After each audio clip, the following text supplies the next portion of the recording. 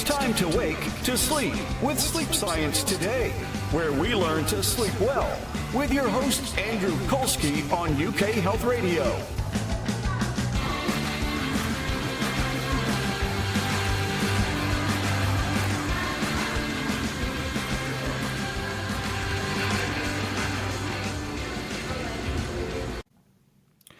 Welcome to another episode of Sleep Science Today. I'm your host, Andrew Colsky, and today we're going to be talking about fitness and sleep.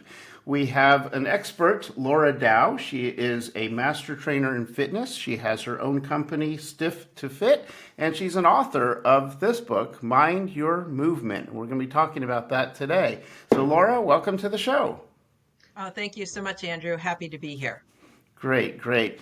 You know, we talk a lot about sleep on this show from a scientific end in terms of like sleep studies and sleep disorders and those types of things. But it's so important that people understand that, you know, our whole body is involved with everything. And if we're not in shape, if we're not eating properly, if we're not doing good things, it's going to impact our sleep as well. So, you know, I really wanted to be able to get into some of those subjects today about stretching and exercise and all the things that we need to do for a healthy body.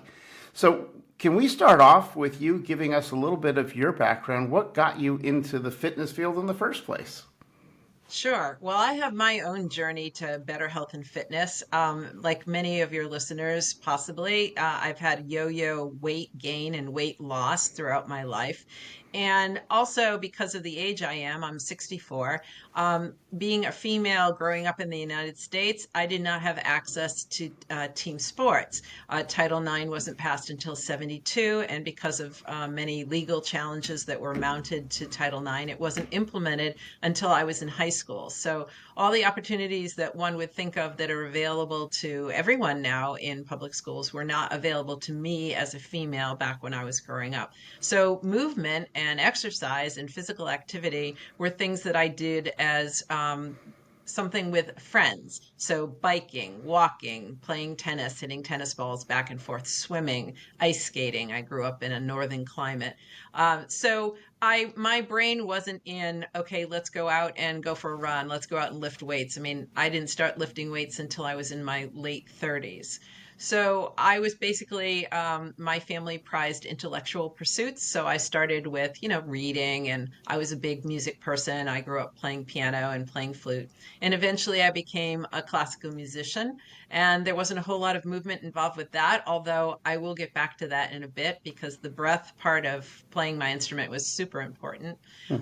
And during this time period of my life, there was weight gain and weight loss, as I said. So I was about 50 pounds overweight and in my 30s, and a friend of mine mentioned something about the local martial arts studio. And I was like, what? You're doing martial arts? She was older than me. And she said, yes, she was doing it as a family. So I checked it out. I got heavily involved with it in my mid 30s. And that was the first time I realized that I had any physical ability whatsoever. And it was like, the heavens opened. It was just a major revelation for me. I lost weight. I got stronger. I had a wonderful couple of years. I got injured. Unfortunately, that was on me. I regained weight, and it's this kind of scenario. So, however, the difference on this scenario is that I recognized that movement was super important. I mean, it helped me on so many levels, my mental health as well as my physical health, as well as, not carrying 50 extra pounds on my body. So eventually I segued into becoming a fitness professional through this journey of hiring a personal trainer and hiring a nutritionist and, getting myself just on a much better path. And I've been in the fitness industry for the last 20 years and just love working with the folks that I work at. But it was a kind of convoluted path. And it was definitely based on my own personal journey of not being healthy, being pre-diabetic, having higher blood pressure, weighing 50 pounds more, to now being in a place where I eat much better and I take care of myself on a very different level. Well, that's great to have that journey, but to then take that journey and turn it into a business to help others is another step altogether. Yeah, thank you. Well, I wanted to share my knowledge. That's where the book came from, too. Hmm. Working with people one on one is a great pleasure. That's what I did in flute anyway. When I taught flute for years, I worked with younger people. Now I work with older people. It's all the same skill set, it's just different information. And it's been very rewarding. But I'm at the point in my life where I'm thinking about legacy and I want to leave.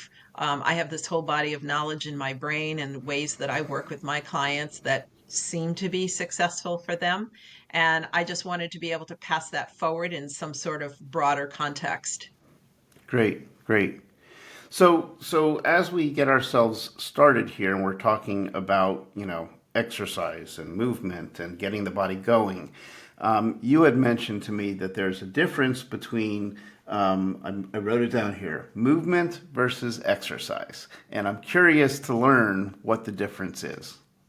Well, I think I want to clarify that when you say fitness and exercise to an 80-year-old person, that maybe that's not the best approach to get them to move better.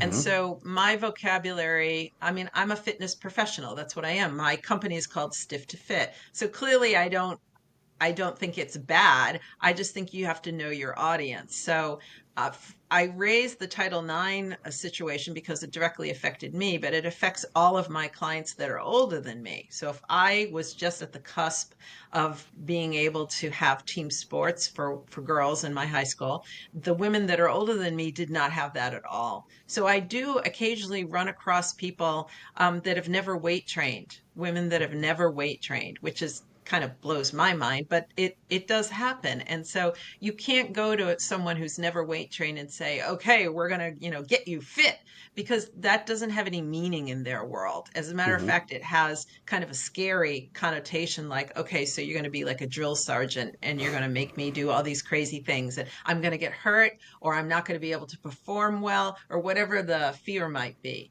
So you have Hmm. to be quite careful with your language. So I say movement because our bodies are moving constantly. Even you and I sitting here right now, we're breathing, our lungs are getting the air, our hearts are beating, our brain waves are happening, our digestion is happening. So there's already a lot of movement that's happening, and that kind of demystifies it for a lot of folks that if your body is already moving, let's just keep it moving. Let's talk about what do you do in your life that you need movement, that you need specific exercises or stretches for that will help you with your daily life to move better. So Hmm. that's where I'm coming from about the fitness and the exercise versus movement or physical activity. I try to make the words feel a little bit more accessible to whoever it is that I'm working with. Right, right. And I like that approach, and I think it's really meaningful. I think back to a lot of clients that I work with from the sleep end, and certainly you see a lot of people, let's say 40 and above, a wide range, but not your 20s, not your teens, but 40, 50, 60, 70, 80, all the way up. And when I talk to people who have gotten to retirement age, for example, and we talk about their daily routine and what do they do, and oftentimes it'll be something like, well, I get up, I have my breakfast, I take the dog for a walk, and then I sit down and I pay bills and I go through my email and I might watch some TV, but a lot of sedentary type of things. Mm. And when we're sitting and we're not using or stretching our muscles, I'm assuming what we're actually doing is making them weaker, which means that we're opening ourselves to potential back problems and injuries, as opposed to if we were stretching them and moving them, we'd be strengthening them. Can you talk a little bit about that? Yeah, absolutely. Yeah, what you described is unfortunately common occurrences in many people's lives, where there's maybe a little bit of movement at the beginning, and then lots and lots and lots of sitting, and then who knows if there's any more movement at the end. So one of the things that I like to encourage people is to take movement breaks. So if you've got to pay your bills and you're going to sit there for 45 minutes or an hour, that's fine. That's part of life. But then after you pay your bills, what could you do that would feel good to you? Are you able to get down on the floor and do some stretches on the floor? Or if you can't get down on the floor, could you do some standing stretches? I often say to my clients that if they're waiting for their coffee to brew or they're waiting for something in the microwave, that even 30 seconds, there are things that they can do in 30 seconds that are extremely beneficial, like the hip circles. The hip Hmm. circles are extremely beneficial. Shrugging your shoulders is extremely beneficial. Any kind of movement where you're working your body parts differently, like even putting your hands up and lifting your hands overhead, if that's accessible for your shoulders. There's just, I mean, this is my world. There's a ton of stuff that I can offer people that they can do where they don't feel like, oh, now I have to change my clothes or I have to take a shower or I have to have an hour and a half to work out. All the reasons that people don't want to be moving. No, you can do it in street clothes. I have clients that are still working. They can do it in their business outfits. I mean, clearly, I'm not going to have them get down on the floor in their heels and their, business attire, and they don't have any privacy. So we have to be creative and you have to Hmm. improvise sometimes. But absolutely, there are ways to get around when people are in habits of, okay, there's movement in the morning and then no movement for the rest of the day. It's really not good for the body because the body wants to be moving. So there are ways we can get around that. So if you have someone who is in the situation that we're talking about, they're retired, they don't have a lot of movement currently going on in their life, about how much time in a day would be reasonable to expect that they Mm. should be doing some sort of movement? Yeah, so the professional organizations that I belong to have all their recommendations about, oh, it's got to be 150 minutes per week, and it's got to be vigorous, and it's got to be this, and it's got to be that. This is where I think people get really turned off. People who don't have a regular movement routine, or who may be listening to this podcast and saying, "Well, I'm the person that walks the dog in the morning, and then I don't do anything for the rest of the day. So now what?" So I'm not going to lay on them that they are supposed to be moving 150 minutes in a day, because if they're moving 10 minutes in a day, that just 150 minutes in a week. So if Hmm. they're moving 10 minutes in a day, anything more than that just seems sort of out of reach. So what I'm going to say to them is, well, what's possible for you? What's possible for you today? Or what's possible for you this week? Is it possible to take the dog for a walk twice? Is it possible for you to maybe walk the hallways of your apartment building if you live in an apartment building, or walk outside if the weather's good? Again, this is my world. So these are the thoughts that I have constantly with clients. It's not really, a lot of people can sit and kind of think about, well, I could walk a little bit more, but then getting them to actually do that, that's a different scenario. So you can have a thought, you can have a lot of good thoughts about yourself, but if there's not subsequent action on those thoughts, the thoughts are sort of useless. And that's why my clients have hired me to help kind of nudge them forward to discuss these thoughts and what's possible for them and then to get them going. So I always like to start with having clients be successful. It's really important to me that I don't say something or ask them to do something where there's a high likelihood that they will fail, Hmm. because mentally that puts them in a really bad place.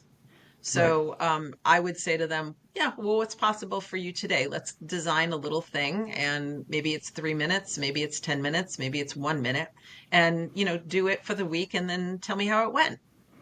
Yeah, yeah. It's just hearing you talk about it is helping to lessen some of the anxiety, because I'm thinking to myself, just like you said, when we talk about the word exercise and things, I'm thinking of the stationary bike, I'm thinking of the treadmill, I'm thinking of all these other machines and things, and really you're talking about movement, which is, like you said, you don't even have it just at any point in the day, you can sit down and do certain types of stretches or things, and just weaving it into your normal daily pattern, which then makes it a lot more accessible, I guess, to everybody. But Mm. before we go any further, we have to take a commercial break here. So let me take a break. We'll come back, and then let's talk a little bit more about sleep and movement. So we'll be right back after this commercial. You're watching Sleep Science Today. If you enjoy our show, please help support us by pressing the like button, subscribe to our channel, and hit that notification bell. It'll really help us get seen, and it'll help you stay informed.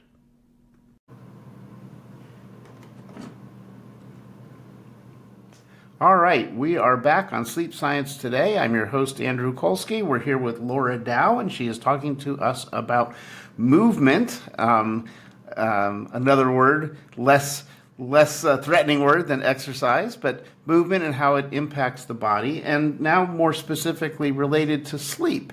So tell us about your understanding of what people can and should be doing to help with their sleep.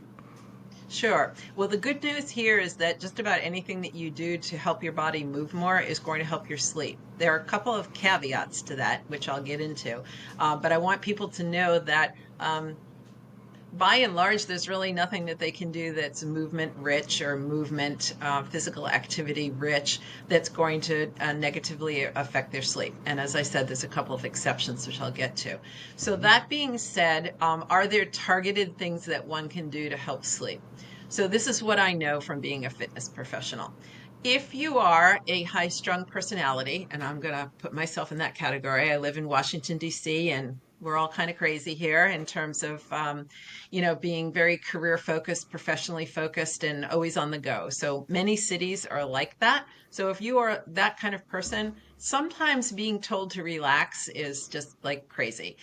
So meditation, which has really good benefits for sleep. Meditation is just not accessible for us. We just no, we don't want to even hear it. I have clients like that. So what could one do instead of something like meditation, which is known to help sleep? Well, you can do yoga if that's something that interests you, and a gentle yoga practice, if you have no experience with yoga, would be the place to start. There's all different kinds of yoga. So if you say to me, you're listening to this and you go, I hate yoga. Okay, yes, and tell me the kinds of yoga you've tried, and I can give you some recommendations on other types of yoga. There's yoga that's called Yoga Nidra, and that's spelled Nidra, and it is a specific kind of yoga to help you relax and to go to sleep easier and to have deeper sleep. It is kind of guided meditation in a way hesitate to use meditation. So let's say visualization. So you would be listening to something as you're relaxing. It's laying down, eyes are closed. Hopefully you're engaging in some yoga breathing, which is gentle inhales through the nose and exhales out the nose. So it's very calming kind of breath. And you're trying to relax the body and to get it to release all the thoughts. Like I said, I'm high strung. I have lots of thoughts. I ruminate at night, and so to try to get me out of that. So yoga nidra is very specific for sleep. Meditation, as I've already mentioned, and as I've said, that turns people off. So what's really good that I've seen is any kind of rhythmic movement. What does that mean? Walking. That's accessible to most people. So an evening walk, once upon a time it was called the evening constitution, right? You walk after dinner. So if you have a pet, a dog that needs to be walked, that's the perfect time to go outside. Being outside in nature is known to help everything. All right, unless it's pouring rain, unless there's some, horrible disaster or weather situation, you cannot safely be outside. But sunshine, being outside, preferably in nature rather than an urban environment, moving your body in that environment, that helps everything, including sleep. Some of the things that you want to look out for is you don't want super vigorous exercise at night.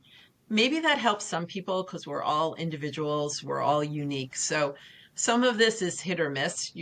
People who are listening will need to try, and trying means, try it for a week or two. Don't try it once and make a judgment. Try it a couple times and then observe yourself and then make a decision about whether it works for you. Stretching is lovely. You can do, if you can't be outside and you want to do some movement, but you don't want to, walk, or you don't want to swim, you don't want to, whatever else, bike, you can do some inside stretching. There are very easy stretches that you can do standing, or you can be on the floor, or even seated to a degree. Anything that's a kind of rhythmic movement where you're moving your body in a repetitive fashion is generally quite helpful because it calms the mind too. And sometimes for sleep, sometimes at least for my clients, the hardest part is getting that brain to turn off. Right, right. Um, So those would be breathing, obviously, is another one. I mean, I know there's a lot of advice about people doing slow breathing, but when you're an anxious personality, you're high strung, you can probably get two or three of those nice slow breaths, and then your brain is off somewhere else. So those would be my general recommendations. And the caveat is not to do, really high intensity movement too close to bedtime because that revs up the body. And for some of us, that'll be great. There'll be a nice release. But for a lot of us, that will just make us like, wired. Right, right. So, you know, there's a lot in there, and I'm going to ask a couple questions. One of them is, so you spoke about yoga, and I think there's probably a lot of people that hear the word yoga and they think of that traditional picture of and I don't even know what the pose is, where the legs are crossed over, almost like a pretzel. And so we think of some really difficult positions and balances and all. But if you have someone who has not been doing a lot of exercise and they just want to get started, are there yoga positions, and you described one kind of laying down, but so yoga could be for them as well? Yes. So I think yoga gets a bad rap, just like fitness and exercise. When you say that to an 80 or a 90-year-old, okay, we're gonna exercise now, and they have a look of terror on their face rather than a look of excitement or pleasure. So when I was working with my clients, and I work exclusively with older adults, I thought that yoga, more stretching, you could couch it that way, would be very useful for them. And by and large, to a person, they would say, I'm worried about hurting myself. I'm worried about looking like ridiculous in a class of 20-year-olds. I'm not flexible. I can't do this. So I created a signature class called Yoga for the Stiff and Terrified. And it was a class of us. It was a class of people that had not much exposure to yoga and who wanted to do something very nice for them. So you can call yoga stretching. As I said in the other segment, there's lots of different kinds of yoga. So anyone just starting out, look for a class that says gentle yoga. Look for a class that says beginner yoga. Look for a class where the teacher is talking about alignment, because the alignment of your body parts is really important to keep you safe. If you have injuries already, you want the instructor to know that. Look for smaller classes rather than the big gym classes where there are 40 or yoga studio classes where there are 40 or 50 people in the class. Look for a class of 10 where the instructor can have their eyes on you. Consider taking a private yoga session. I do private yoga sessions now with some of my clients who want that. And therefore, it's quite targeted to them. I'm watching them exclusively, and I'm giving them information about what I see in their bodies, and we can get it so that it's quite safe for them. So yoga, I understand that a lot of people come to yoga and they're like, yeah, this is not for me. I don't want to be in a class. No. And my comeback to that is, let's find a situation that works for you. So again, this is the success thing. I would never I would never tell someone to go to a yoga class that I hadn't done a little bit of research about. Like, if they want to, they can do their own research. But by and large, I will say to a client, okay, so I took this class with, Mrs. Jones, and I thought it was really good for these reasons, and it might be a class that you might enjoy. So why don't you think about taking the class? So I try to vet things, which is why I'm sharing with your listeners. Look for gentle, look for beginner, look for small classes or the privates. Great, great. So, yeah, I like that to think of it as a stretching and things, because that seems a lot more manageable than what comes up in my mind when I think of the word yoga. So, if somebody is listening to this show and they've been relatively sedentary and they're now looking to kind of improve some things for themselves, and they're interested in just trying a couple things at home that they can just sort of see if they feel comfortable doing things. Can you give us a handful of things and kind of describe how they would do it so that they can just sort of test out the concept of maybe self-stretching and things like that? Sure. So there's lots of resources online, and I'm going to caution people about vetting or being very discerning about what's online, because there are places to go that there's really useful information and places to go where there's not really useful information. I would never want anyone to get hurt by trying some of these videos. So, for instance, if you follow any physical therapists online, which I do, I follow probably half a dozen to a dozen physical therapists. By and large, that information is going to be fairly useful information. So, to your point, in case people are, maybe they're listening to this and not watching it, or maybe they would rather get something online. But to your point, let me share with you. So I showed shoulder shrugs. That's simple. Everybody in the video, Andrew, if you want to do this with me, you're more than Yeah. welcome to do this with me. All you're doing is lifting the muscles that are at the top here, you're lifting them up to your ears.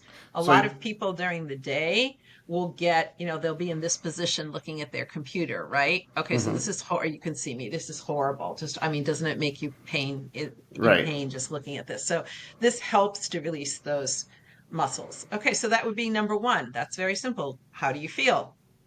Good, good. It's nice to kind of loosen things up. So for Right, those that are just exactly. listening, I'm just lifting my shoulders up to my ears and then back down into a comfortable position. Pretty Right. And simple. you don't have to be violent about it. You're not, but you don't have to lift up your shoulders and then violently pull them down. I mean, if Hmm. that feels good to you, okay. But I'm an advocate of being semi-kind to yourself and gentle, and especially when you're learning something. Then the next thing that you can do, and Andrew, I think you can do this with me, even with your headphones, is you can keep your body nice and still. So we move this part of the body, the upper chest area, the upper shoulder area. Now we're going to keep that quiet, and we're just going to move the head from side to side. Now, you need to be careful. This is a very slow, controlled movement because I don't know your neck, Andrew, and I certainly Hmm. don't know any of the listeners. I don't know their bodies. I don't know if they have any spinal issues in their cervical spine. So you have to be really careful. So I'm going to Hmm. watch Andrew for a second because he's demonstrating very nicely. Well, it Good, feels good. really And you're good. doing. When I get to the end, the full side, the left or the right, Mhm, it feels good because I can feel sort of a stretch in the back of my neck. mhm. That's a great observation. And that's what I would encourage your listeners to do, exactly what you just did, which is try the movement. And then what do you feel? What do you notice? What do you observe? And then have this little internal conversation with yourself about, okay, that feels like a moderate stretch, but it's not painful. It's Right, not straining. right. That's what you want. You want a stretched sensation that is not edging into pain, because as a personal trainer, I'm not allowed to take people into pain. Okay, so those are two things for the upper body. I already gave the hip circles for the lower body. If you're familiar with squats, and we won't do those on camera, you can easily do some mini squats. Those are great things to do throughout the day. So a mini squat would be just pretend that you've got a chair behind you, sit your butt back and bend your knees. That's something that you can find on YouTube or on Instagram. I would go to YouTube. Hmm. So, not to plug myself, but if people would like, I have a couple of videos on my YouTube channel, Stiff to Fit. I actually have a seated yoga practice and a standing yoga practice on the Stiff to Fit channel, Oh, Stiff to Fit. They're about 12 to 14 minutes each, but you could do the first 2 minutes. It's fine. I do not twist myself into a pretzel. At least I hope that people, that's a great name for a class, that I don't twist myself into a pretzel yoga class. Okay. right. Because I've had clients say that they're not a pretzel. They don't want to feel like a pretzel. And I appreciate that. I think that this is part of that issue with fitness and exercise, the concept of, well, I've got to be able to do 150 push-ups. I've got to be able to jump up onto a box. I've got to be able to run a marathon. And the answer to that is no, you need to move your body. Move your body. Your body will be very happy. Maybe next week and next month, you can move your body a little bit more than today. Hmm. Great. Well, this is a spot where I need to take another commercial break. So let's do that and then come back and talk about some more aspects of our health. So we'll be right back on Sleep Science Today. You're watching Sleep Science Today. If you enjoy our show, please help support us by pressing the like button, subscribe to our channel, and hit that notification bell. It'll really help us get seen, and it'll help you stay informed. Okay, we are back on Sleep Science Today. I'm your host, Andrew Colsky. We've got Laura Dow, and we are talking about We were just talking about stretching, and now I'd kind of like to put the whole picture together. Um, we've got exercise, we've got nutrition, we've got our mind, we've got all these aspects. Can you kind of sum up the whole thing for us in terms of what makes a person, get into a healthier state? Yeah. Well, the first thing would be intrinsic motivation. There's got to be a reason why anybody wants change in their lives, because let's face it, change can be hard. Um, and any of us getting from the place that we're at to a new place, that's change. So moving differently or more is change. And there's a lot of brain energy that gets taken up with that. So I want us to be very kind as we're considering, because we're in the January, right? We're in January, resolutionary time, right? Hmm. So people are making all these resolutions to be healthier and happier and wealthier and whatever their goals are. But there needs to be an understanding that you cannot change everything all at once today. That's probably a really bad idea for most of us. So let's talk about choose one thing. So I am a health coach in addition to a yoga teacher and a personal trainer. And I often work with clients on looking at their lives holistically and seeing what their goals are. I am an advocate of changing one thing at a time, but I'll talk about a number of the different areas and people can make their own decisions. Clearly, more movement is always beneficial. Okay, clearly. All right, then you go into nutrition. And I am certified as a nutrition coach. However is if you have a specific medical situation where you are already working with a dietitian, an RD, or your doctor, then you stay with that. My information is for the mythical generic human being who doesn't Right. have any medical conditions, which I don't know that person, but okay. So nutritionally, you want to think about like how are you managing your food and what are you eating like late afternoon to the evening? Because if you're sleeping like our normal, most of us sleep in the evening when it's dark out and wake before either it's light or it's just starting to be light out. We have that, daily awake period. Not Hmm. everybody has that. I have known people who've had that third shift where they're working third shift. That's misery.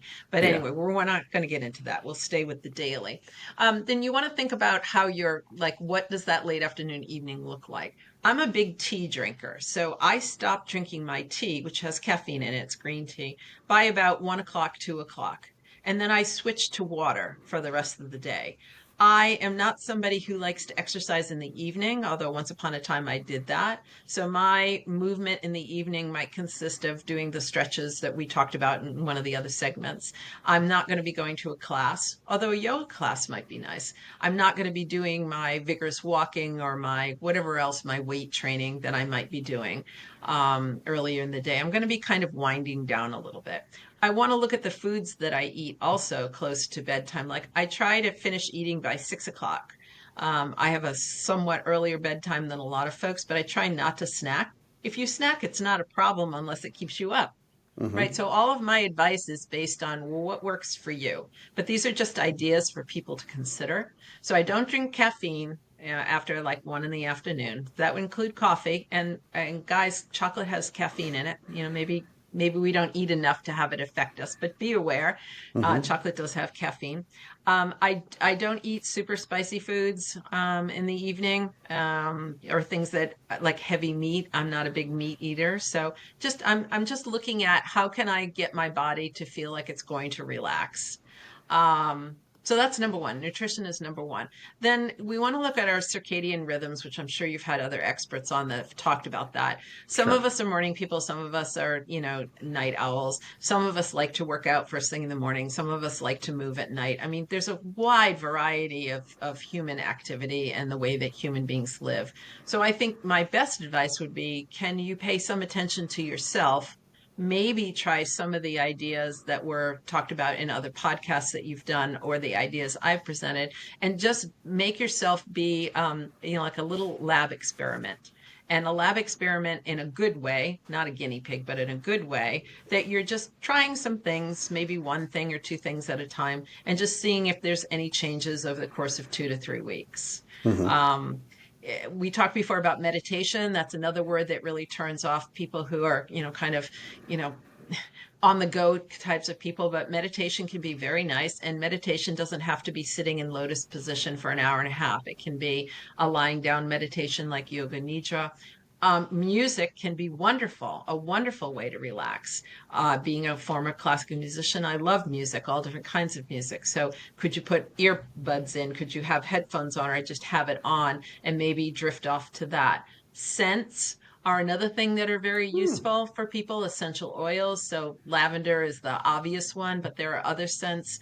Maybe there's a scent that brings you back to childhood that's very comforting. Vanilla is a lovely scent. Most of us grew up with, baking, the smell of baking with vanilla. Um, so I do have scents, and you could take a tissue, a little tissue, put an essential oil on the tissue, and then maybe put it underneath your pillowcase just so that you have some of that scent. It's It doesn't nice. work for everybody. I mean, this is why we need lots and lots of options and lots of different possibilities, and then people need to try it. Wow. Okay. So there's a lot in there. So you did say a couple times, I think, that you know there's that personal motivation that has to come in first, because in order to start doing any of these things, you've got to have a motivation. Now, I would assume that if somebody is listening to the show, they may already be thinking about making some changes for themselves. Can you talk a little bit about sort of mind and self and how that plays into this picture? Absolutely. That's a big part of the book. Been a big part of my life ever since I started even teaching flute students. You want your mind and your body to work together. And I've seen so many times how a client's mind will actually get in the way of the body moving well, because the body, we know how to move. We are already moving as we sit here. I made that point earlier. Moving our body physically, like taking a walk or doing squats or doing a stretch, that's something that's already kind of hardwired into the body. And Hmm. we often get in the way of that for lots of reasons. So you definitely want to get your mind and your body to work together. Well, how do you do that? Self awareness is a huge piece of this. So, wherever you are at on the continuum of being self aware, you just want to observe yourself a little bit more, especially your body senses. So, we spend a lot of time intellectually, or like up in our heads, right? But we want to take that intellectual ability and look at our bodies and say, does this feel good? Does this feel uncomfortable? Which is okay. Does it feel like I'm straining myself? Not okay. Is it painful? Not okay. Uncomfortable is fine, because anytime you make a change, you're going to be uncomfortable. It's something that's new, it's different. There's lots of reasons why people feel uncomfortable with change. You might be afraid of something. It's all fine. But that's not a reason to stop. Hmm. So, if you are wanting a change, like I said before, you can have many thoughts about how to do the change, but unless you actually act and do something, pick one thing and do it over time, you're not going to move yourself out of the place that you're already in. So, Hmm. this whole mental part of it is critical, in my Right. opinion. Right. Yeah, I found that number one, I agree with what you say about if you don't move to a place where you're a little bit uncomfortable, then you're not really making much of a change at all. So you're not going to really ever get to the next stage. So it's almost as if you have to get to where you're a little bit uncomfortable to know that you're accomplishing something. And the other thing that I found, in my own practice, people come in and they're thinking about making a change, and they think about sort of going from A to Z in the blink of an eye, and then it becomes overwhelming, and then they don't Mhm. even want to get started because they're never going to get to the end, and this whole thing blows up in their mind. And what we work on is we say, whoa, we're not going from A to Z today. We're going from A to partially to B, and just taking those small little steps. You don't have to get out there and do every exercise under the sun tomorrow morning. You can get out there and take a walk around the block one more time. You can take, one flight of stairs, maybe, if that's a way to get started. So, I think it's important that people realize this is incremental, and you build up, and then it's not as scary. Yeah, that's really well said. I completely agree with that. And it is, again, a point that I've used with clients, because we live in Washington, D.C., and so everybody wants to go from A to Z today. Um, that's not the way that the body operates. You need to be kind to yourself and to start with good habits, which means consistency over time. You take one small action today, whatever that means for you. Doesn't matter if it's not the same action as your neighbor or as your mother or as your son, or it doesn't matter what everybody else is doing. What matters is that you've chosen something and you're going to do it over time. And you're going to do it consistently over time. And then you will start to see some results over time. So, completely agree. Yeah. And one thing I meant to ask you before and I forgot, you were talking about yoga and some of the different classes and things out there. What is chair yoga in that category? Yeah, absolutely. I mean, listen, we need to offer options for every human being as best we can. And there are some people that it's not safe for them to stand. There are some people that they have an injury that they cannot weight bear on one leg, or maybe they don't have a second leg to stand on. So you have to meet people where they're at. So there's lots of different kinds of yoga. I've taught chair yoga, and as I said, there's a chair yoga practice on the YouTube channel. People can look at it.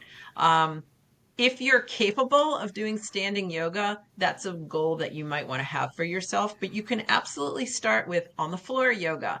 Gentle yoga often is on the floor. Then you maybe progress to chair yoga. And then maybe if you care to, you progress to standing yoga. It's all good. It's all yoga. It's all useful. Well, I love that. Well, we are actually out of time for the day, so I want to show your book one more time. This is Mind Your Movement, my hand is in the way, by Laura Dow. And you've got your YouTube channel, which is Stiff to Fit. That's on YouTube, right? So people can look up some of these exercises. And, I think that putting all this together and recognizing that sleep is not just a separate thing, but it ties into our holistic body, our mind, our exercise, our breathing, our eating. All these pieces are so important. So this is Andrew Colsky on Sleep Science Today. Our guest, Laura Dow, thank you all for joining us, and we look forward to seeing you on another episode.